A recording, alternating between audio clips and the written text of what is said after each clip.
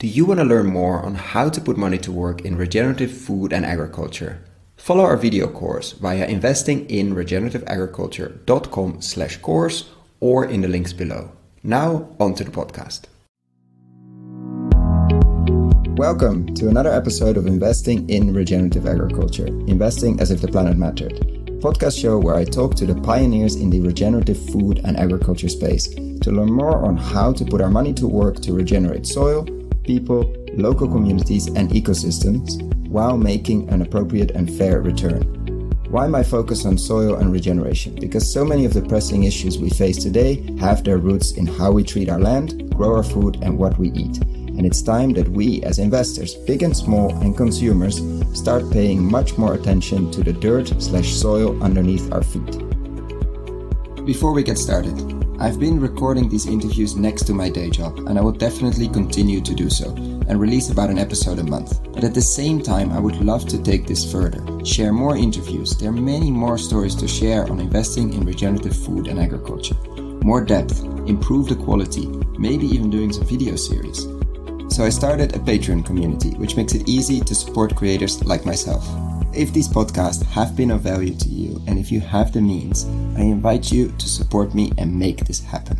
For more information, please find the link to my Patreon account in the description below. And now, without further ado, the interview. Enjoy! Welcome to Investing in Regenerative Agriculture, investing as if the planet mattered. In these interviews, I'm talking to people who are scaling up the regenerative agriculture sector, either by increasing the inflow of investment capital or by scaling up the enterprises on and in the ground. And by doing so, exploring what it means to be an impact investor in regenerative agriculture. Why my focus on regenerative agriculture? Because the roots of so many of the issues we're facing in the world today can be found in agriculture. From droughts, migrant flows, obesity, social issues, water wars, climate change, hunger, they all have a connection to how we treat the land, grow food and what we eat. I hope you will enjoy this interview as much as I did making it. If you have any comments, please share them on SoundCloud or Twitter. And if you think this content is relevant or interesting for someone else, please feel free to share the interview. You're going to listen to an interview with Soloviev. We talked about how some consumer companies are taking the lead, like Dr. Bronner's and Patagonia, and how the awareness for regenerative agriculture has grown so much in the last year and keeps growing, and what the demand for regenerative ingredients from cosmetic companies actually means for farmers. Plus a lot more. Enjoy! So welcome to Investing in Regenerative Agriculture. I'm Koen van Seijen, your host, and in the podcast of today I'm joined by Soloviev. Ethan is an international expert on regenerative agriculture, a farmer, a writer, and the vice president of research at HowGood. He's the author of Regenerative Enterprise, Regenerative Agriculture Redefined, and the Levels of Regenerative Agriculture. As an international consultant and speaker, Ethan has helped design and fund more than 3,000 acres of regenerative agriculture in 34 countries. He and his family farm a diversified 32 acres in New York, producing apples, sheep, mushrooms, eggs, and specialty crops. Welcome, Ethan. Thank you. Glad to be here. So to ask a personal question, which I love to start with, because many people I interview in this podcast series could be doing something else. They're coming from big banks, they come from big farms, they come from completely different sectors, but they end up in the regenerative agriculture sector. For you, how did you end up in the regenerative agriculture sector, and what's your passion that got you here? Some of my earliest memories are actually climbing in an apple tree in the backyard of my house. And now you're running a diversified apple farm. It was a long route to get here. I studied biochemistry in college and was in the laboratory and on computers. And by the end of university, I wanted something totally different. I had a biology degree in my hand, but I had never studied anything bigger than a fruit fly. And so I went out for and received this fellowship that provided for a year of travel and research focused on apples. And so I studied in Sweden, Kazakhstan, Japan, New Zealand, Chile, looking at the global diversity of apples all over the world, the genetic diversity at a biochemical level, the food diversity, how different people cook and eat and drink apples, and the agricultural diversity, the difference in growing in all different places. Along the way, I was terminally infected with permaculture in New Zealand. And when I got back to my home after a year of travel, I took a permaculture design course and dove right in. started a permaculture consulting firm doing ecological sustainable design work, starting at a small scale, but then building up until we were doing 100-acre, 200-acre, 300-acre farms integrated with developments, and really just always looking for what I thought at that point was the leverage point where I could do a little bit of work and produce a huge amount of change for the world. And what was that leverage point at that point? Well, I thought at that point... Because I sense a change. Yeah, I thought at that point it was going to be doing designs and helping people turn their land into productive, regenerative landscapes. But what I figured out is that as a consultant, I could only work with a handful of clients a year, and the changes that we were helping them make on their landscape were good, but nobody was fundamentally changing how they produced their income. Nobody was fundamentally, working on the bigger systemic issues. They were more making cool landscapes that produce food, and that's great. I think that's a really good idea. I think the permaculture movement has been moderately effective at doing that around the world. But I started looking for something bigger, something more effective. And through the work of Terragenesis International, which is a consulting firm that I helped to found, we started to look at supply, at the larger systems of supply in the world, what people usually call a supply chain. How do big companies, say a chocolate company, get all of their different components together to their manufacturing from all over the world, from all these different places, and then produce their products? So we realized that if we could influence businesses who had especially complex global supplies, then they could start sourcing from regenerative agriculture and investing into regenerative agriculture systems around the world where they source their materials from. And that would all of a sudden have a much larger impact than working for individuals. So that was a real shift. And now I'm coming at it from a couple different angles. But my still the core of what I'm aiming to do and why I'm aiming to do it is I'm seeking to transform supply, how the global system of supply works. And I've got to come at it from multiple different angles. I kind of think of this as three legs of a stool.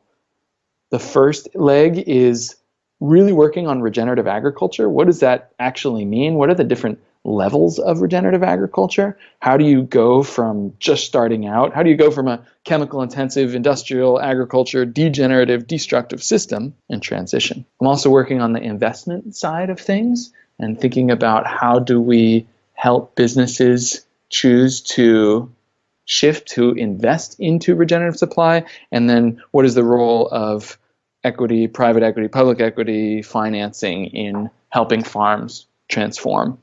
And then the third kind of leg of the stool is actually looking at the will of the marketplace and how is it that individual human beings all over the planet make the right choices to support a transition into regenerative supply. And that's primarily what a big part of my time is on right now with the company HowGood, which I'll tell you more about as we go. Yeah, definitely. I think we have a lot to discuss. So let's unpack them one by one. And let's start with the farming, or let's start with the finance and transition level. You mentioned how to help farms that want to go in that transition level, but often it is, we know how to do it technically and how to move through the different levels of regenerative agriculture. But you see it's often also a question of finance, and what role could finance and impact investors, who hopefully are all listening to this podcast, what role could they play in that?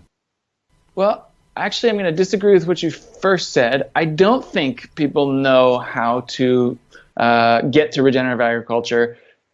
A few people do and have laid out the science and the processes all around the world. But like one of my mentors would always say, the future is here. It just isn't evenly distributed yet.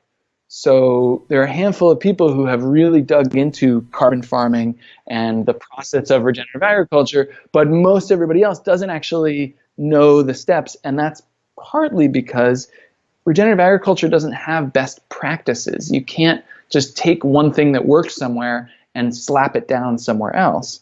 Regenerative agriculture actually requires understanding the unique context of the land and the people and the culture and the history of wherever you're farming, and innovating new solutions and new directions for each individual place. So I do think there's still a lot of learning for farmers to do, and I apply that to myself as well as a farmer.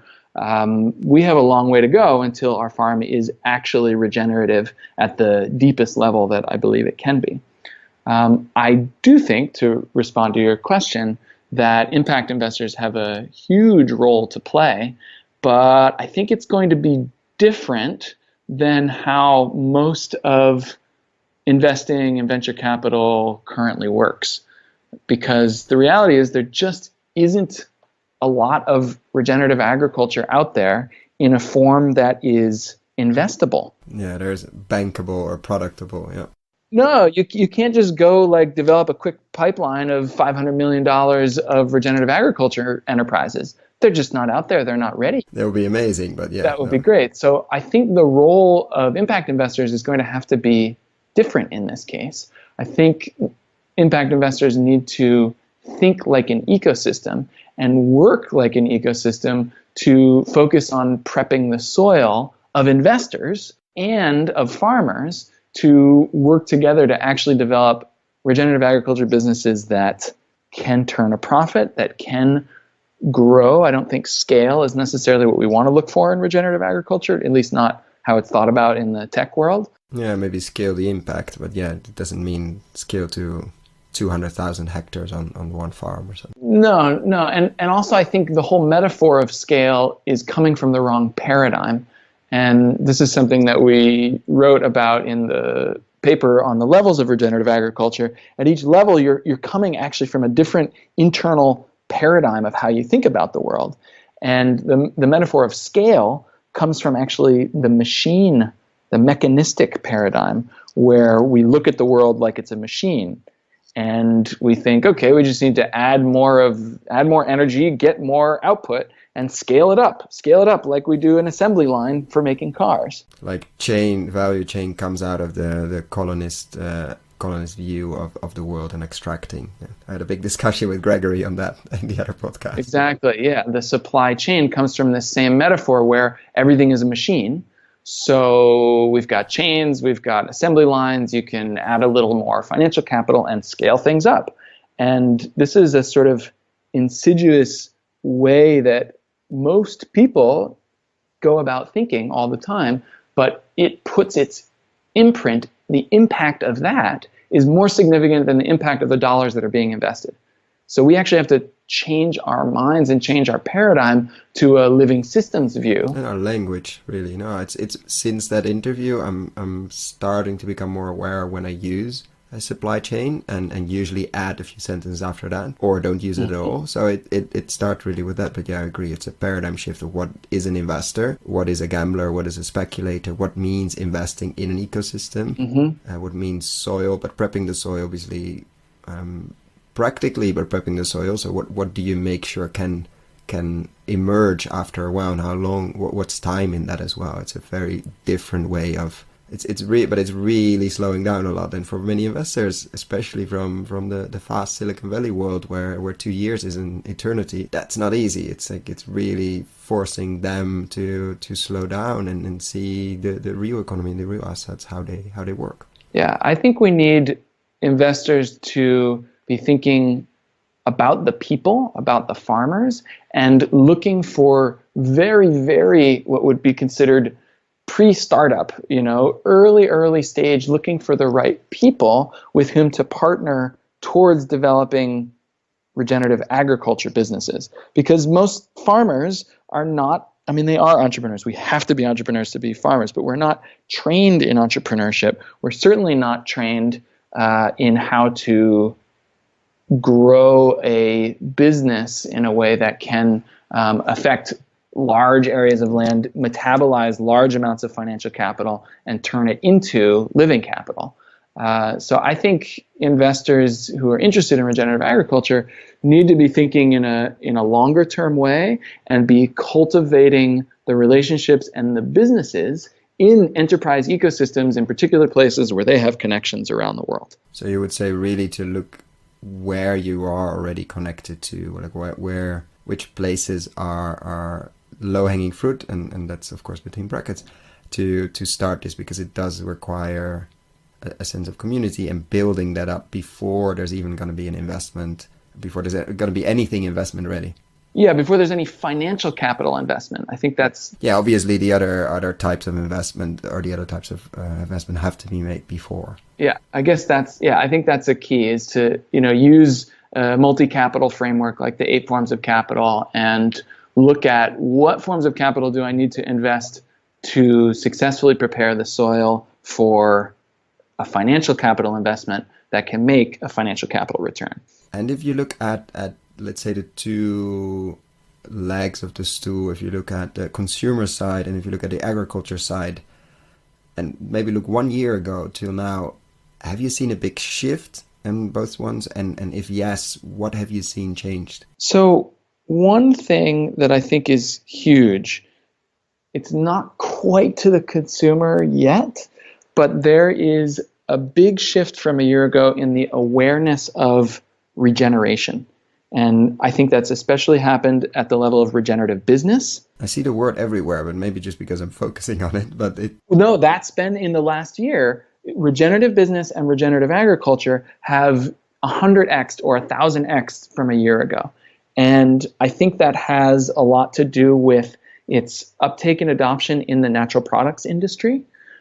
So bigger brands like Patagonia and Dr. Bronner's have been thinking about and using the term and figuring out what does it mean for them, but definitely promoting it before they necessarily have it. And of course, there's two sides to that, but I think that's been a huge shift, is the awareness has been really rapidly growing. And partly, I think that's because of the Regenerative Business Summit that has happened the last 2 years, where some of these players are coming together to take a look at not just how do you build soil or how do you increase the health of an ecosystem, but how do you take that living systems paradigm and apply it to your actual business. And the Regenerative Business Summit that just happened is it's not a conference, it's a full-on thinking event where CEOs and business unit leaders from around the world come together to resource each other and figure out how to transform their businesses towards regeneration. And the combination of that with groups like New Hope, which runs the natural product expos in the United States, they were actually awarded one of the honorees of the Regenerative Business Prize this year, and that's partially because they're adding a sense of regeneration into their conferences that thousands of people come to, brands and consumers alike, so that the awareness of regenerative agriculture is very quickly growing. I predict a year from now, it'll be, 100 times more available and aware in the mind of the consumer, and consumers will really be looking for and starting to ask for it a lot more than they are now. And can we deliver as a sector? Because if people ask for it and it's not there, it can also lead to attention. Yeah, I think that's a big question. I'm not certain that there's enough regenerative agriculture to actually supply the demand that will come. Because you just mentioned there are only a few people that are, actually a few farmers or a few people that are on the land, and probably there are even a few others that are capable of doing it, but don't have access to sufficient land to actually produce sufficient amounts. So that would mean that probably there isn't enough supply, really regenerative supply, to fill up this demand, even just from the natural product sector. This is why I think we need to step beyond the polar view of yes it is, no it isn't, and see instead a spectrum. As a journey. Like a continuum or a spectrum of possibilities and effects. And HowGood, which is really working on the consumer awareness and sort of the will of the market to know about regenerative agriculture, we map everything in terms of spectrums. If you download the app, you can take a look at a very high-level view of what is the spectrum of growing practices from degenerative to regenerative? What does it look like? And with that, people can begin to discern, like you said, where is this company, where is this product on its journey towards regeneration? It's not a yes, no, oh, we're there now. In fact, regeneration is never something that you arrive at. It is always an evolutionary, continuing to grow process. So we need people to be able to start thinking less in terms of yes and no, of black and white, and more, where are we on the spectrum? Where are we planning to go? And how are we going to get there?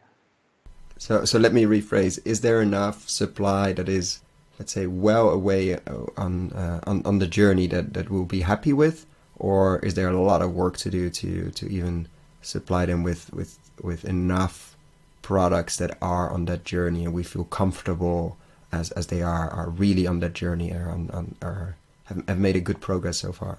There's not enough. I wish I could say it differently, but there's just not enough. The top 10% of the food system, if we're focusing on food, though I'm actually very interested in the personal care and cosmetics supply system as well for a number of reasons. But if we talk about food, if everybody sourced from the top 10% of producers, we would be very happy. That would be excellent. And I do believe there's a growing amount of supply in that range, where it's not just organic, it's beyond organic, it's organic and it's fair trade, and they're doing some carbon farming.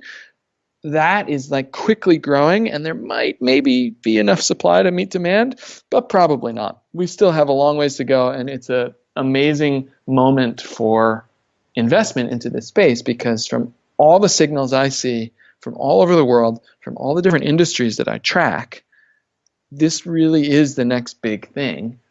And investors who are able to consciously, carefully get in now, I believe are going to be very well positioned for the years to come. And looking at HowGood, you mentioned we're looking at this continuum of where these companies, these products are. Do you look also at the companies? Because of course we can look at the farms level, like you mentioned before, and you mentioned also before, we really see some of these companies taking this ecosystem, this holistic ecosystem approach to their companies as well. Do you look at that at HowGood, and how do you put them on that continuum if you have a company that you're evaluating? Yes. A portion of the score, of the rating for any HowGood rated product, and HowGood, by the way, is primarily in food. We've been in food for 10 years. We've rated 250,000 products. So we have about 70 indicators for every product. But natural cosmetics are coming, right? Yes, cosmetics are coming. Personal care is the next one to roll out, and we'll be going into other verticals after that. But in food, we have the largest food sustainability database in the world. And part of that is looking at the companies. A lot of what we're looking at is basic CSR, corporate social responsibility work. Our real value add is not in the evaluation of the companies. There are so few companies that are really pushing the edge of regeneration in terms of agriculture, and they already, they do well in the basic CSR kind of study of their work, but they are included, the actual company and how it's doing is included in every product that is produced by that company. So I think it's important. I think where HowGood really adds value is our ability to distinguish at the product level and really help somebody choose between different individual products and not just the companies that make them. Very interesting. I was also asking that question to see, for impact investors, these companies often have a different trajectory than what we've seen in the quote-unquote normal investing or private equity world. And I see sometimes the struggle of investing in these companies or putting money to work in the companies. Can you say a bit more about the different angles or levels of investment you see that are currently being experimented with to put money to work in both the company level and maybe later also on the farm level? I guess the one creative thing that I have seen a little bit of and would love to see more of is not from the standard impact investor approach, but more from the brand to farm approach, or the consumer product goods brand investing in their system of supply and therefore into farms or producer communities who are really producing the core materials that go into their products. So more and more you're seeing different companies develop internal investment funds that are, I think, really intelligent to engage with their supply to ensure long-term availability, even in a complex climate change world with more shocks, more disruptions to supply.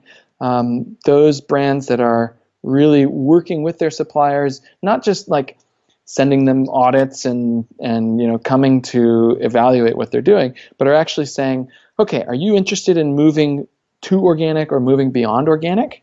Great. What do you need to get there? Do you need technical assistance? Do you need new equipment? Do you need a nursery of improved varieties that you can plant out into the agroforestry system, and are really engaging with their suppliers to figure out what they need, and then backing that up with long-term buying contracts and buying relationships. So in a way, kind of getting to pay back their own investment through higher quality, more reliable products or materials, and a very exciting story to hand to their marketing department and to show to their consumer. So that, I think, is very interesting. So to tie that all together, I can see something very interesting in impact investors working with the brands they invest in to help them set up investment funds for their suppliers. So really looking at the whole system and not just at individual organisms as if they exist alone. Yeah, and I mean, this could be, I think, one of the most interesting co-investment opportunities you can imagine, because you're so deep into a brand that you hopefully like, otherwise you wouldn't be co-investing with it, and into their supply web, strengthening the brand, strengthening the web, and of course with all the expertise of the brand and the company, it also de-risks a lot of things. Of course, you're working in climate change regions, etc., but you have the backing and all the knowledge and the contract of a larger brand behind it. And I think that you're absolutely right. I think there's a huge opportunity to put money to work alongside and with the brands that know what they're doing. Yeah, and also that's sort of on the positive potential side. I think it's really important for brands and investors to be doing complex whole systems risk assessment for their systems of supply as climate change intensifies, as the global refugee crisis intensifies, which will continue happening. And I think, by the way, there's a real opportunity there having to do with regenerative agriculture. But I think that really mapping out the supply system and looking for risks and opportunities is going to be key. And there's a few firms that are doing that pretty well. Most of them are just looking at what could go wrong. And then a handful are starting to say, well, here's what could go wrong, but here's also where the opportunities are to not just stop it from going wrong, but actually to increase the quality and the resilience and even the anti-fragility of these systems ahead of time.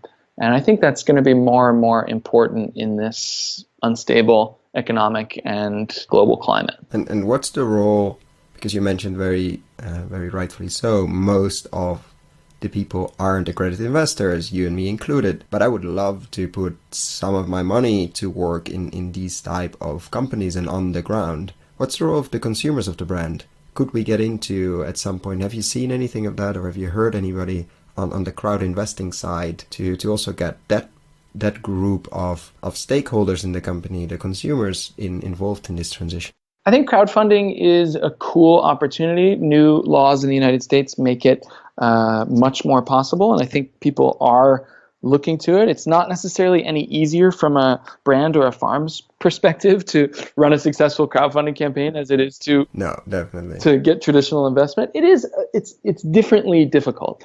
I think that one of the key, I'm not going to call it a leverage point, because again, this is funny, the idea of a leverage point comes from the mechanical paradigm, right? It's a lever. Yeah, And yet we've mentioned it a couple of times in this one. Right. So the way that I think about it now is instead of a leverage point, I think about a nodal point or a node. This is more like thinking about acupuncture, right? Acupuncture, you're putting in this tiny needle and it doesn't even necessarily do anything at the point where it goes in, but it shifts the energy flow of the whole organism, of the whole system. So that's what we're looking for, is little nodal intervention points that by putting a small amount of focus and attention and energy and investment, we can shift the whole system. So I think that one of those points, and I don't quite know how to work it yet, and I'd love to hear other people's thinking on this, has to do with a simple metric, which is the percent of income that an individual spends on food every year. So in the United States, that percent is at 8% right now. Only 8% of our income goes to food. If double that, if 16%, if 20% went to food, all of a sudden, a lot more of the regenerative agriculture systems, a lot more of the very local, small, close to home food options become much, much more viable. So a wholesale shift in people's percent income spent on food, I think that might be one of the fastest ways for consumers to engage in transforming the system, because it's not one individual thing they do with their money and then go ahead, keep doing everything else they do with their money. It's thinking about it systemically across their whole patterns of use of financial capital. How do I change this to purchasing regenerative products? So we have HowGood's going to release later this year, and I've worked a bit with the folks at Kiss the Ground on this, a regenerative diet model that gives some ideas about how I would buy regeneratively and what that would look like. How do I make a decision if I'm looking at vegetables versus meat versus dairy? Like, what level of regenerative agriculture do I need to be purchasing at for that to work really well? So I think that's a very interesting point to look at. I don't think it can be a government mandated or supported thing. No, that would be difficult. But there are some ways that I think could be intervened to shift that. And if in a whole bioregion, people started spending more on really high quality food, that would, at a very basic level, increase the financial capital income of producers who are moving in a good way. And does that mean that in countries where people are spending already a lot more of their income, I'm seeing some European countries where it's still, I think, at 15-16%. Yep. Is there more space there, or just means that the income level is higher in the US, so it's more or less the same money, but maybe in countries where food still is much more important and is much more of a cultural thing as well, maybe there's a bigger leverage, or it's more difficult because it's still maybe at a higher level to begin with. I'm just thinking out loud. Yeah, I think that if you would look at places where there's a higher percent of income spent on food, I think you would see that people eat better and are healthier and have lower healthcare costs, and that the agriculture is closer to regenerative than it is here in the States and some of the other parts of Europe where, where the percent income on food is still very low. Like here in the Netherlands. Yeah. Right, exactly. So, and I think if we were really looking for the nodal points there, we'd look at where it's lowest and what could be done, especially in the U.S. as such a large market, to shift that. But thinking from the producer side, I believe that systemically looking for higher margin places to produce for and sell for is very interesting. That's part of why I love personal care and cosmetics, is because more and more in that industry, people are heading towards natural, which doesn't mean anything. People are heading towards plant-based and organic solutions to their products, and the margins in personal care are extravagantly higher than they are in food. So I think because they're so expensive and people pay. Because they're so expensive and people pay for it, exactly. So I think that farmers would be wise to devote a percentage or a portion of their area to producing crops for sale to the cosmetics industry, especially if you're certified organic, especially if you're heading towards regenerative and have a really good story to tell there. I think that a small, 10% of land area put into cosmetic crops could bring a significant portion of income because of the higher margins that are available.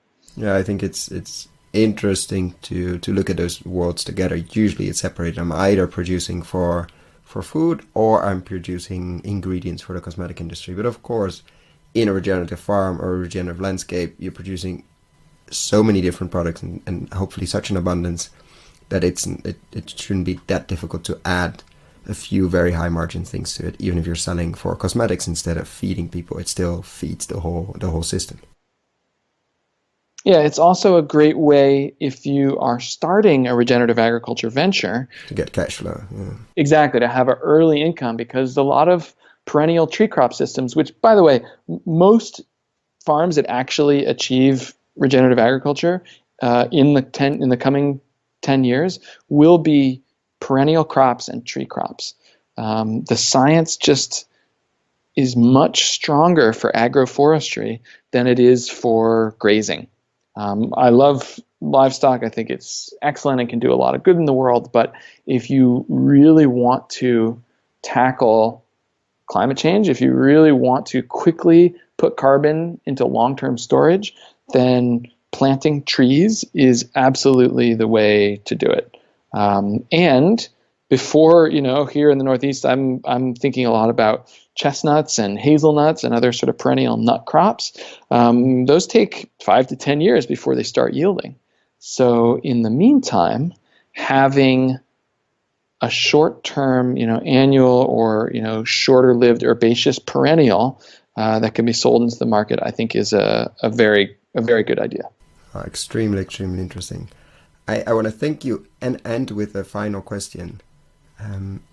We've already discussed a few items, but let's see and let's hope that a lot of smart impact investors are listening to this podcast, and I always like to end with this question.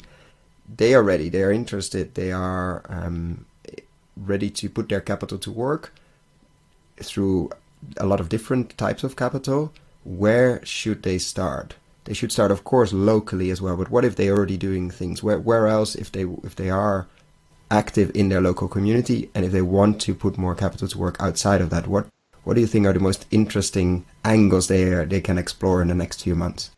I think the key that I would look for is perennial crops, is looking towards agroforestry as an investment in all parts of the world, especially places that are on the edges of where climate change will have the most significant impacts.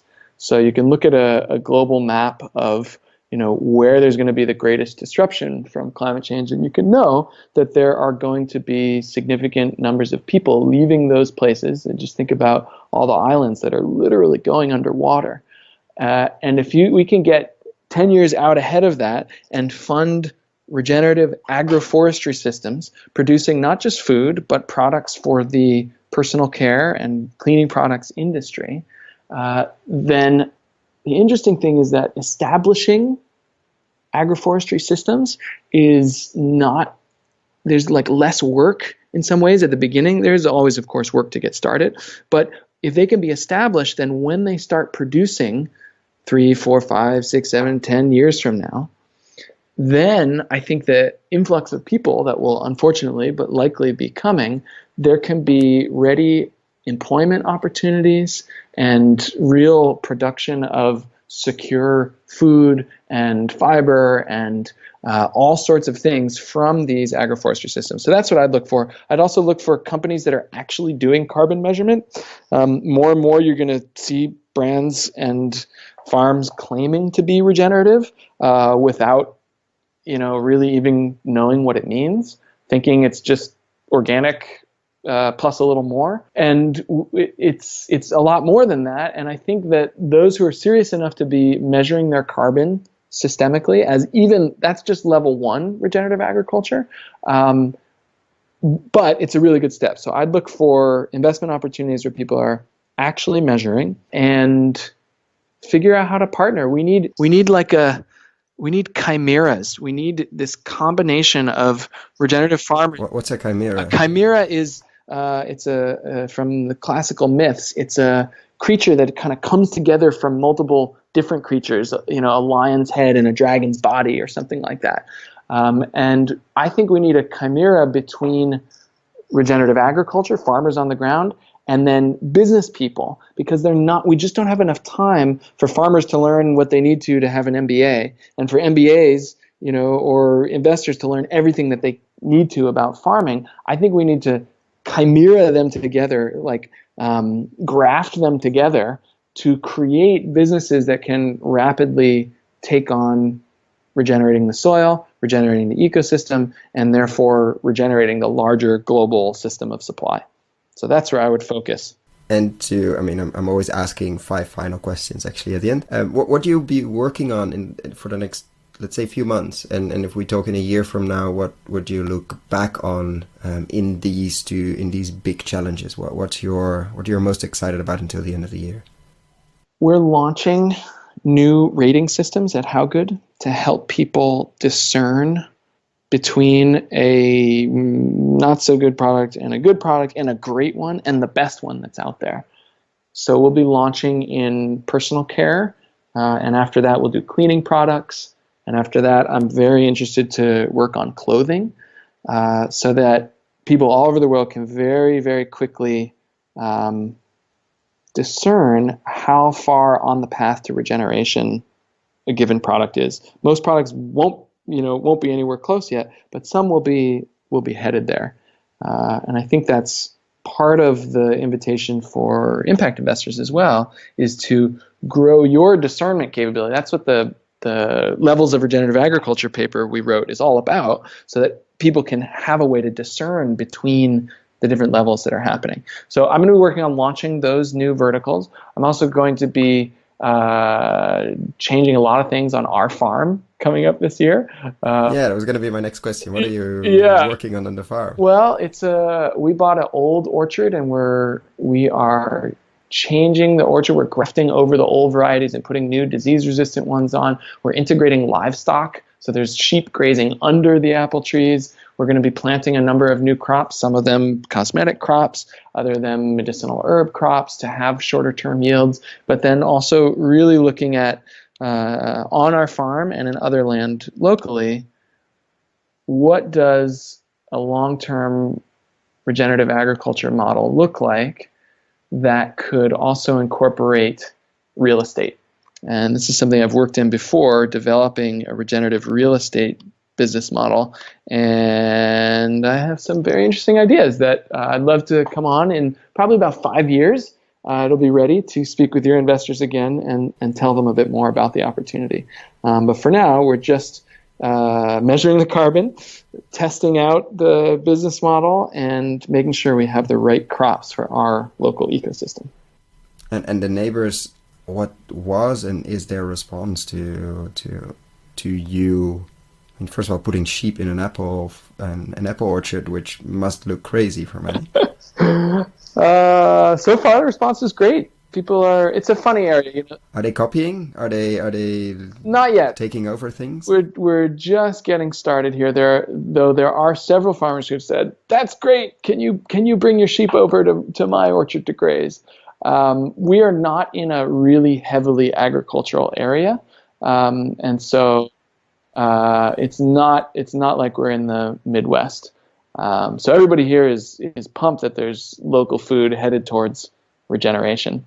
I want to thank you so much for your time and sharing. I will definitely link a lot of resources we discussed below, and we'll be checking in earlier than 5 years as well, sooner than 5 years, just to hear about a lot of the other projects. And thank you so much for your time. Thank you very much. Cheers. You just listened to an interview with Ethan Soloviev, international regenerative agriculture expert, although he doesn't believe in experts. We discuss, among other things, where do we have these acupuncture points, these nodes in the food and agriculture system, where impact investors and farmers can have the biggest change for the least amount of effort, because there's so much to do. Thank you for making the time to listen to this podcast and making it all the way till the end. I hope you enjoyed it as much as I did. If you have any comments or ideas for future guests, please share them on SoundCloud or Twitter. And if you think this content is relevant or interesting for someone else, please feel free to share the interview. And I hope to see you again here soon for more of these type of interviews. If you found the Investing in Regenerative Agriculture and Food podcast valuable, there are a few simple ways you can use to support it. Number 1, rate and review the podcast on your podcast app. That's the best way for other listeners to find the podcast, and it only takes a few seconds. Number 2, share this podcast on social media or email it to your friends and colleagues. Number 3, if this podcast has been of value to you and if you have the means, please join my Patreon community to help grow this platform and allow me to take it further. You can find all the details on patreon.com/regenerativeagriculture or in the description below. Thank you so much and see you at the next podcast.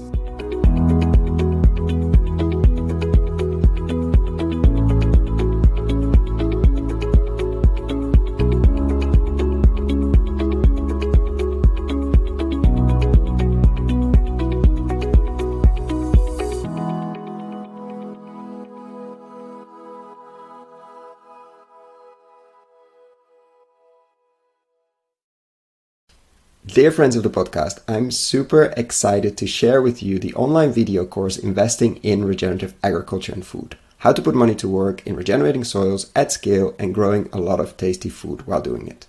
Why are we doing this course? After 100 interviews and more than 100 hours of audio asking the question how to put money to work in regenerating soils, and I've been following the space since 2011 and recording these podcasts since 2016, we thought it was time to share our lessons learned. What have we seen in the space over the last years? How have we built our decision-making framework? What to focus on with the podcast? How have we picked interviewees? And what questions should you ask? What is happening in the space? What should you read? What should you listen? What should you watch? How to approach this space? For whom is this course? You, the soil builders and investors in this space. The soil builders, people working in this space, entrepreneurial farmers, fund managers, vehicle builders, crowd investing, platform builders, agtech companies, farm-to-gut food companies, permaculture, keyline designers, holistic management consultants, etc., etc. People that are building soil at scale. And the investors who are putting their own money to work through their family office or as private individuals, or people who are putting other people's money to work through foundations, institutional capital, banks, insurance companies, etc. Is this course free? No. This is pay what you think it's worth.